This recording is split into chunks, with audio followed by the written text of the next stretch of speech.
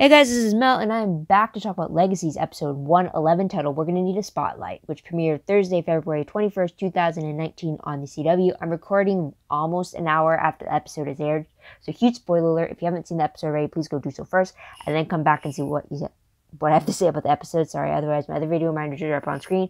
Take a moment to remind yourselves of those. Before we get started, quick shout outs to Jasper, Benson, K for all their questions in response to my previous video for 110.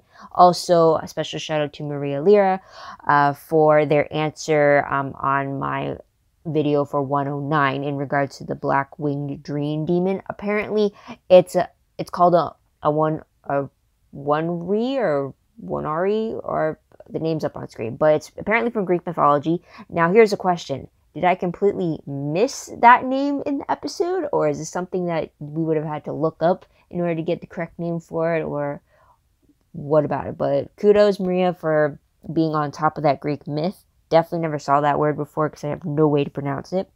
But it's definitely a lot shorter than saying black winged dream demon the whole time. So thank you for you two for your comments. It's really great to get the feedback, get the discussion going. So anyways, enough about that.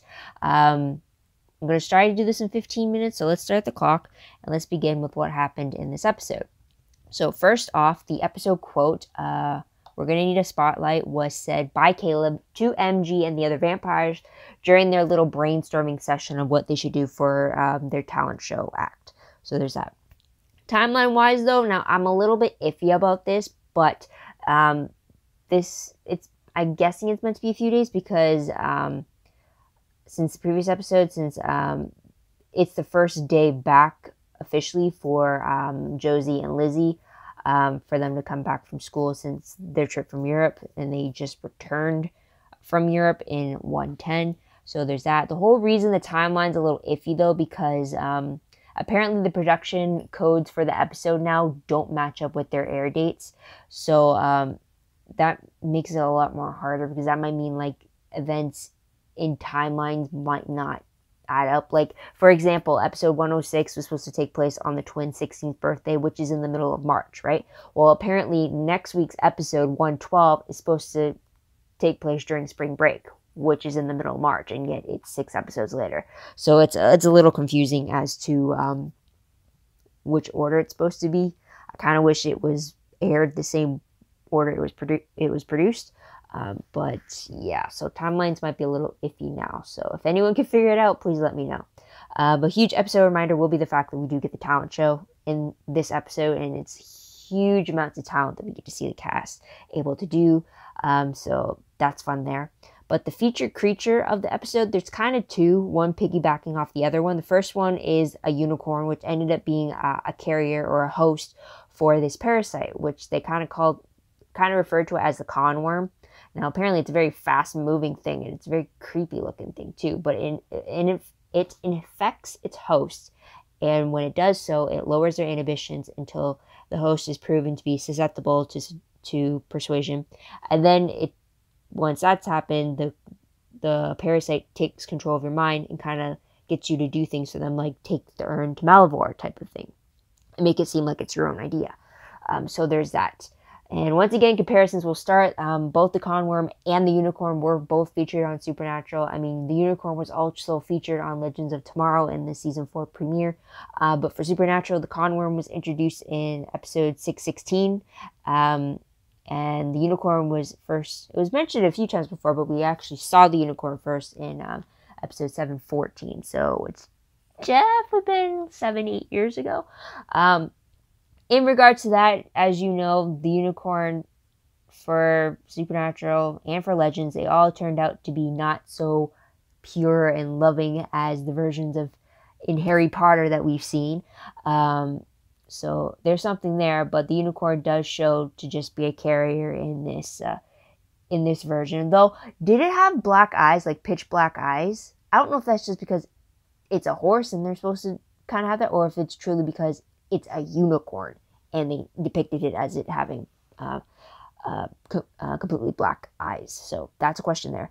But for the conworm, though, I will have to say the Legacies version is very similar to the Supernatural version. Supernatural had the whole idea of like the conworm affecting you and kind of taking as like body possession and like kind of have the paranoia of who's infected, who could turn on you type of thing and kill you before he sleeps. But they both have to be, the host has to be electrocuted in order to get the conworm out. And then it just seems like, well, in Legacies, you just stomp on the thing to kill it. But I think for Supernatural, you actually had to electrocute the actual worm itself, I think. I don't know, it's been 8 years since I've seen that episode. But I do remember the whole mystery behind it. They definitely still are gross looking, though, too. So there's that. Don't know who I'd give the point to, but just know I have seen it before, and I will get to something that Landon said later on, though. Or I'll say it now, too, because it's part of the topic. But Landon does make a point of the fact that sci-fi is their modern myths now. Every type of creature that they've faced at some point has appeared in their type of sci-fi comics, like all the stuff they deem as science fiction. So it's like he's referencing that in order to help take down all these mythical creatures that end up being true, right? So at one point I kept thinking, like, what if his sci-fi source of things ended up being supernatural? I mean, that would have just been funny. Someone please write that crossover right now. Supernatural has the Supernatural books in the show itself, but could you imagine if Legacies had, like, the show Supernatural in it, and it's just, like, that's Landon's, like, source of information? It's just, like, oh, I could picture it now. Please, please, please have that be a reference or something. That'd be awesome. That'd be funny, too, but at least that'll show, like, oh, some things are kind of similar. It's, like, using that as a source. So, yeah, I'm rambling too much. But let's move on to episode breakdown or storylines. I've technically picked up on 3. 2 of them are kind of interconnected with each other, but the first one being the talent show, specifically what went into getting it all prepared and stuff. Apparently, it is an annual thing that happens. Second one being the slug infection or parasite infection, so there's that. And then the third one being playing hooky, which we'll get to in a moment. But the first one with the talent show, it does happen every year. I'm wondering if it's more like, if it's like the start of end of exams, or if it's like a celebration for end of midterm, start of classes type of thing, or if it's like the end of the year type of a celebration. I don't know with the timeline thing being an issue, but there's that. But anyways, so we get 2 different rounds for the talent show. The first round being when the students are infected by the parasite, and the second round being when they're not. So with the first round, we get to see Caleb taking center stage and singing while the vampires do choreography, and then MG does some stunts in there too with his own choreo. So that was amazing right there. And then another one is that we get to see Raphael doing some spoken word poetry, and he gets really into it, really touching upon like his growing feelings for Hope and how he's never been jealous of Landon until now, because Landon has Hope in his life in the capacity that Raphael doesn't. So it really gets very on the nose about that, to the point that it has Landon questioning Raphael later on. It's like, do we have to talk? Are we good, or is there something going on type of thing? And Raphael just claims that no, it's like, I was just under the bug, there's nothing wrong type of thing. But anyways, there's that. Round 2, when they're all parasite free, we get the werewolves juggling, or trying to juggle. It really is one girl, and then Raphael's just there tossing her the pins. So there's that. The second one is the vampires doing a sit-in protest against the talent show instead of doing what they did before. So that's a huge 180 for them. And the last one is we got to see the witches doing some choreography, and they're the backup entertainment to Josie, who is singing and being center stage for the first time. So that was an amazing performance right there. Even the lyrics really like keyed in and stuff. So that was pretty cool there. Now, moving on to the slug infection, it's pretty much you get a little bit of everything. They do find that the infection grows stronger as it spreads more. But with Hope being infected, we see her being really happy and kind of like with their inhibitions lowered, there's no restraint of like having to do the right thing and always like just being in the moment type of thing and looking for the positive. So it's like really cheery, upbeat, so that she's like really happy. People thought she was on happy pills and stuff. So there's that. With Josie on being infected, she was speaking her mind more. She was standing up for herself. She was even pursuing Penelope again. So there's that. With Caleb being infected, we see him wanting to really show his stuff with singing and performing and actually going all out. We do see him play the piano as well too, so there's that. With Emma being infected, we see her sing during karaoke, so that was like, she was fantastic as well, which I'll touch on in a moment.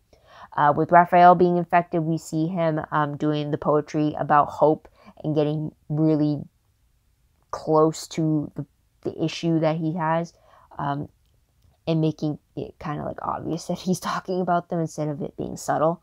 So there's that. We also find out that Lizzie isn't infected by the parasite due to the bracelet she spelled to zap her whenever she said anything mean, as a way to like condition herself to be a little nicer. So that's why the parasite didn't go near her, which was clever and it ended up being good for her, even despite the electric burns on her wrist. But there's that.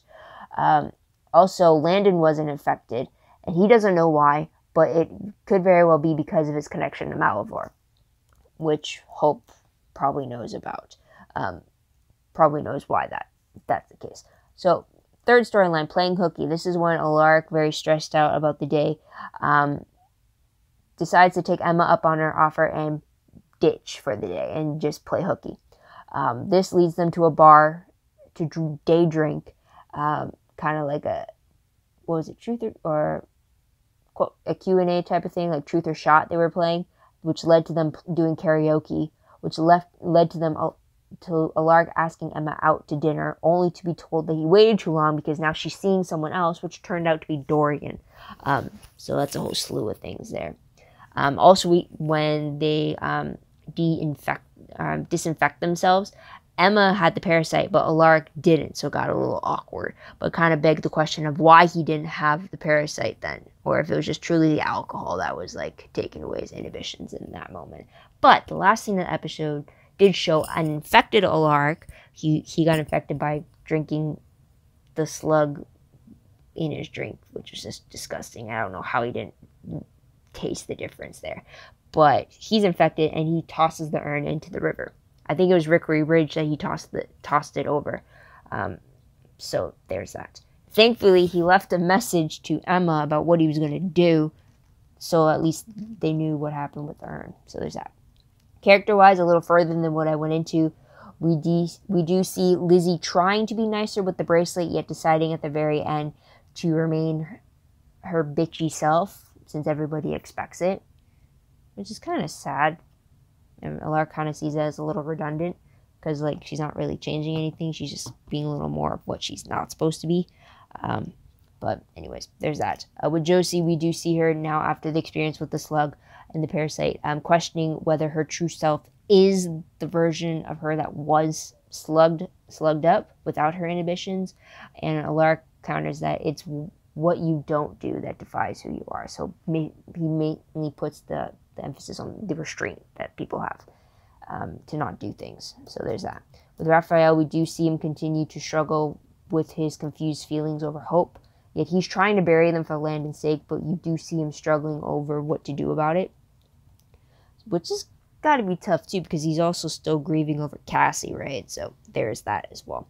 But tidbit-wise, though, we do find out that the witches have won the talent show every year in the past, and they also won this year thanks to Josie singing. We also see Landon singing to Hope in private, and she cries afterwards, and it was just such a sweet song about him possibly falling in love with her and being excited to meet who she's going to be in the future, as if like he wants to still be with her and stuff like that, if that makes sense. So there's that. Also, we are introduced to another class that Hope takes, and it looked like she was creating some type of healing paste. I'm calling it the magical version of chemistry. So there's that. And she asked for Raphael's help in that class because she can't really test her work on Landon since he bleeds like a human, while Raphael will still have the healing capabilities of a werewolf. So there's that. Moving on to most shocking moment of the episode, I will say one being Alaric tossing the Malivore urn away in the last scene and being infected while doing it. I mean, he'd have to be in order to even do that to begin with. So there's that. And also shocking moment of the fact that Emma is dating Dorian of all people. Not that he's not a catch or anything, but it's like, I didn't expect it to be her dating a character we already knew. Like, I wasn't expecting that. So that's going to cause some tension for sure. So there's that. But moving on to top 3 favorite moments, I do have a bit more, so I'll try to make it quick. But in general, major one has to be all the talent acts. They were so good. Josie singing was just amazing. Perfect song choice as well. Caleb singing and dancing and just doing him and just like going all out there was just phenomenal. Kind of wish they did it again when they weren't infected, but I'm glad that we got to see them showing their skills that way. Emma singing karaoke, that was a surprise right there, and it showed on Alaric's face too. She was amazing, so that was something there. And then Landon singing the emotion behind that song, that was just so good. It makes sense why he wouldn't do it in the talent show. I'm glad it was just a more private one-on-one experience between him and Hope for that. So I do appreciate that, which I'll talk about later. And then also Raphael's poetry. I mean, the delivery was talent, but I mainly like the fact that it showed it showed the true length of his confusion about what he feels with Hope. It's not just like a glimmering, it wasn't just like something the dream had, the dream demon thing had implanted in his head, and now he's second guessing it.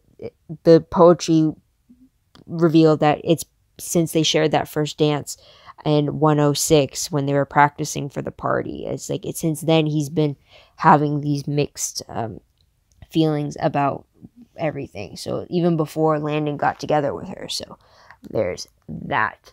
But another favorite would have to be Hope and Landon. Just seeing a happy version of Hope, or I guess a hopped up happy version of Hope, and being with Landon, how he reacts to it. At one point I thought she was going to say something that led down a dirty path, but thankfully they kept it PG for the sake of the show. But you could see it. Fanfiction could definitely lead it in a different direction. But anyways, it was great to see them in that dynamic, but then it was also great to see them back in their original dynamic with her realizing that maybe she's the only thing standing in the way of her own happiness, and then him singing to her, and then the meaning behind his song as well, and then her reaction to it brought her to tears, and then she was like kissing him as a response to all that. It's just like, they are so cute together. It's just like, they're so cute together. I really hope her secret she's keeping from him doesn't change that, but I know it will. But for now, I'll bask in the cuteness that is Hope and Landon. Okay, so there's that. Another favorite of mine has to be Josie standing up for herself. Sure, it is because she's infected and she has lowered inhibitions now, but I do love the fact that we finally got her standing up for herself, going after what she wants. I mean, we got a little bit about it in the alternate worlds last week, but again, it's alternate worlds, so it's interesting to get more of a concrete idea of what her inner desires are. And from the looks of it, her inner desire is to want Penelope but not stay with her, to want to sing and be in the spotlight and not be in the background as a backup girl type of thing. She wants to like be more out there, and it's just like, it was a different side of Josie, but I really like we got to hear it because like she's never gets a chance to, and that song choice really demonstrated that. So there's that. Another favorite I did like is the fact that both Hope and Lizzie teamed up together to save Josie. You can find that they were bickering with each other, but when they realized that Josie is in trouble, and they like kind of like, okay, what do we have to do? Work together, let's get this done, type of thing. So that was great, because you know how often they butt heads with each other, right? So there's that. And also, bonus favorite, since I said that I will always mention Hope and Alaric being my favorite, it has to be at the absolute beginning when they first discovered that they captured the unicorn in the barrier spell, the comment was, from Hope to Alaric, I know this is important, but couldn't you have put on pants first? Because he's just in his PJs and his robe, and like it doesn't look like he has pants on. And it's just like, it was just a funny comment. It was just hilarious. That it's like, I love their dynamic so much. It's like, thank you for pointing that out. And then like the snark behind it, it's just like, it was fantastic. So bonus favorite there. Since they didn't really get much scenes together in this episode because he was with Emma. So there's that, which leads me to my peeve moment. Now, my peeve isn't the fact that he hung out with Emma. No, my peeve is the fact that Emma kissed Alaric despite telling him earlier in the episode that she was already seeing someone. And I don't care if she was infected by the parasite, which lowered her inhibitions. I mean, regardless, you can't blame that as an excuse for why you kissed him. Emma made the first move against Alaric. She kissed him when she is in a committed relationship with someone already. So it's like, that is what pisses me off. Because you can't just blame you either drinking or you taking a drug that would lower your inhibitions and do a stupid thing that goes against your morals and just blame it like, oh, that wasn't me in the moment. It's like, I don't care. That kind of shows the character that you are. And which is what I don't like. So it's like, nope, Emma, you kind of like went down a couple steps in my favor. So there's that. Plus, I do not want a love triangle now with Alaric, Emma, and Dorian. Like, really? Okay, when Alaric first asked Emma out, I was hoping, like, please don't make them a thing. Don't make them a thing because they work together. It's going to be awkward. As it is going to be because Alaric has a bad track record of all of his women dying. And the school needs Emma. And then to find out that she is already seeing someone, yet she acknowledges the fact that she was waiting for Alaric to make a move on her. It's like, okay, I can live with that. But then to find out that she's dating someone who's at the school, she's dating Dorian, who's also a friend of Alaric's. It's just like, no, that's like setting it up for like, I don't want a love triangle there.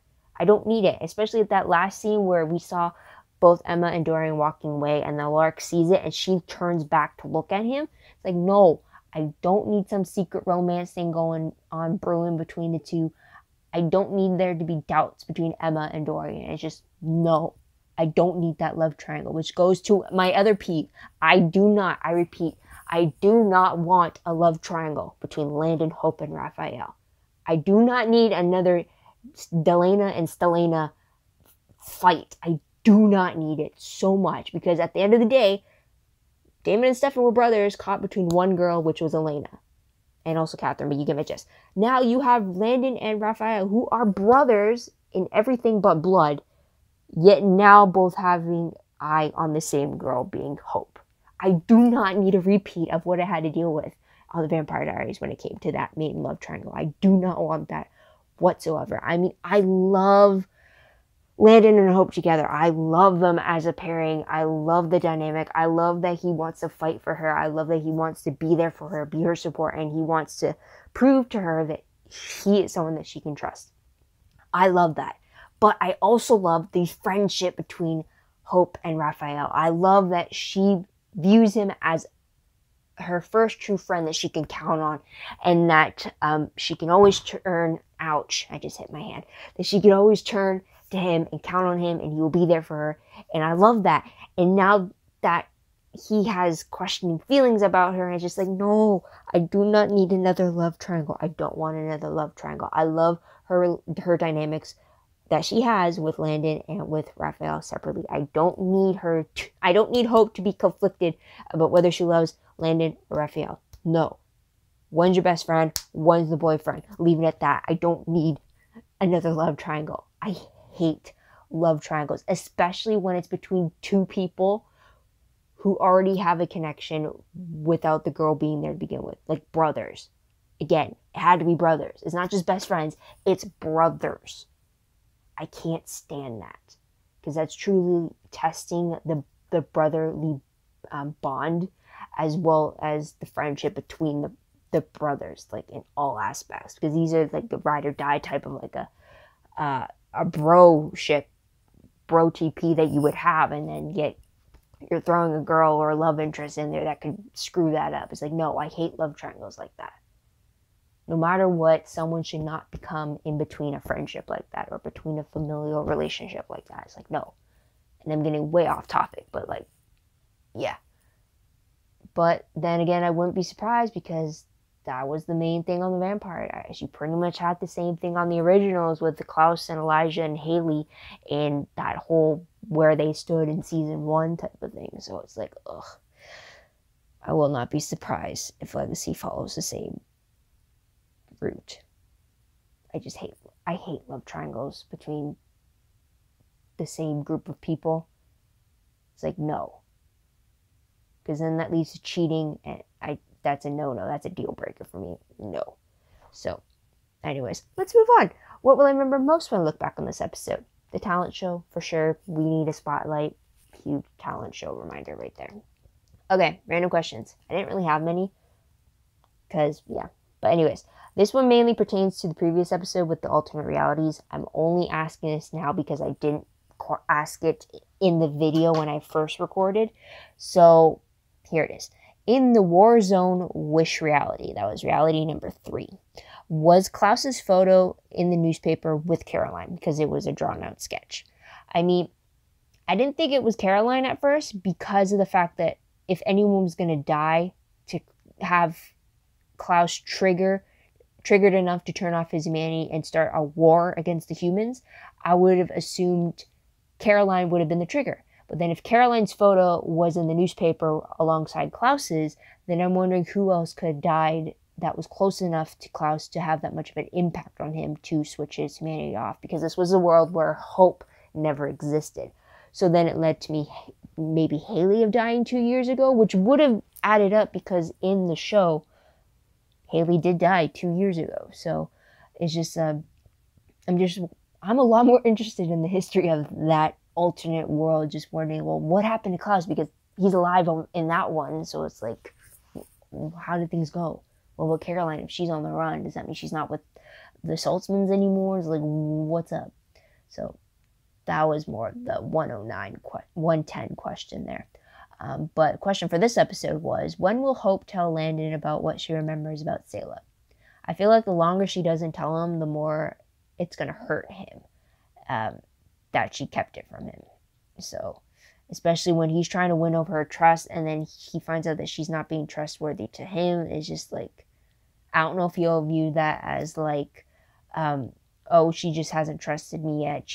I have to earn that before she tells me the secret that is about me type of thing. So I don't know how that's going to play out, but I really have a bad feeling that the longer she waits, it's going to be a bigger blow up for them. So there's that. Next question would be, or last question too, as well as, will Lark still be infected by the Khan parasite in the next episode?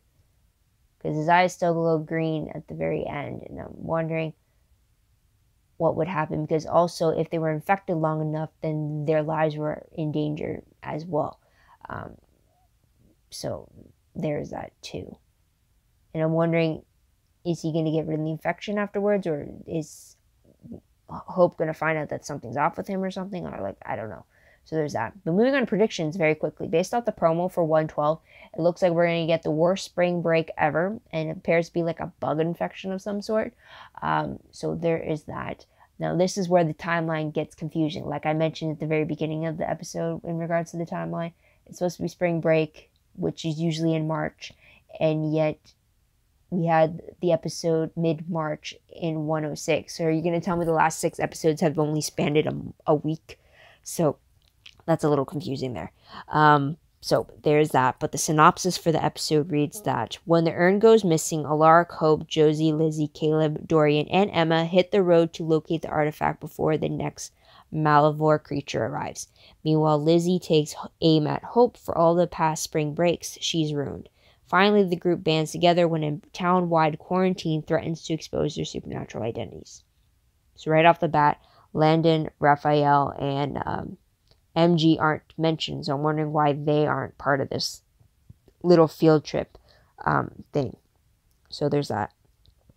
Also, with Lizzie blaming Hope for all the past spring breaks, implies that Hope has spent a lot of spring breaks with the Saltzman family.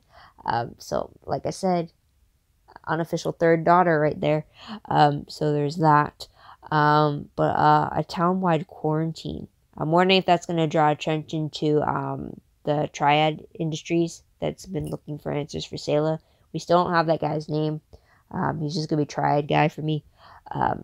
So that's about it. But otherwise, guys, I think there's 4 or 5 episodes left. 12, 13, 14, 15. Yeah, 5 episodes left, including next week's episode before the season ends.